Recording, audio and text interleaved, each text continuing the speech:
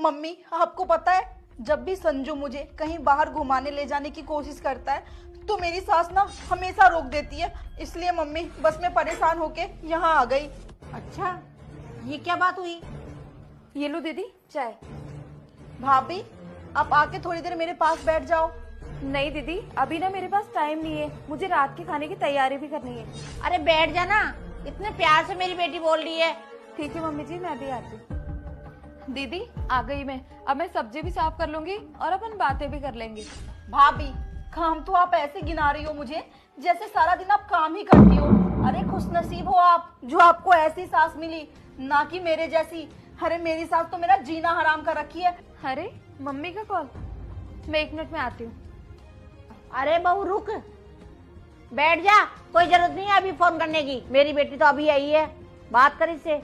कोई बात नहीं मम्मी जी, मैं ना बाद में बात कर लूंगी। और दीदी आप बताओ, बहुत दिनों के बाद आई हो आप। क्या बताऊं भाभी, मैं बहुत दिनों बाद क्यों आई हूँ। अरे मेरी सास ना मेरा हर जगह आना जाना रोक रखी है। ना तो मुझे अपने मायके आने देती है और ना तो किसी फ्रेंड से मिलने जाने देती है। आप तो बहुत खुश नसीब हो जो आपको मेरी मम्मी जैसी सास मिली। हाँ दीदी सही कह रहे हो आप। और बताओ भाभी, आपके मायके में सब कैसे हैं? ठीक ही होंगी दीदी, मैं ना 6 महीने से अपनी मम्मी के घर नहीं गई। अच्छा भाभी, लेकिन भाभी आपको मेरी मम्मी तो बोलती होगी कि जा अपने मायके।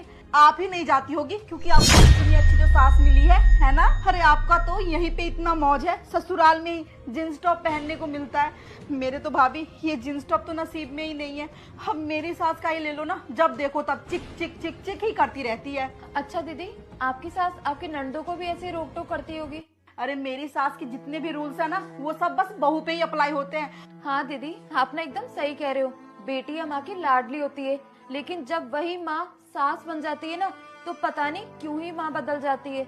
और दीदी ये जींस टॉप की बात कर रहे हो ना आप, तो ये जींस टॉप मैं यहाँ नहीं पहनती हूँ, ये मैं अपने मायके जाकर ही पहनती हूँ। और आप मुझे कह रहे थे ना मम्मी के सामने वहाँ बैठने के लिए, तो मैं आपको एक बात बता दूं, मम्मी ना किसी भी रिश्तेदार के सामने मुझे अपने पास नहीं बैठाती है। वो बस हमेशा यही कहती रहती है कि बहू को वहाँ बैठाने से घर की सारी बात लीक हो जाती है। खैर सारी बात छोड़िए आप तो। आपको पता है मम्मी मुझे ना तो मेरे पीहर वालों से बात करने देती है और ना ही मुझे मेरे पीहर जाने देती है। आपको पता है सभी सास ना अपनी बहुओं को घर के रीति रिवाज नियम कानूनों से बांधना चाहती है। हाँ भाभी आप एकदम सही बोल रहे हो। माँ माँ ही होती है और सास सास ही होती है, फिर चाहे वो आपकी माँ हो या मेरी माँ, फिर चाहे आपकी सास हो या मेरी सास।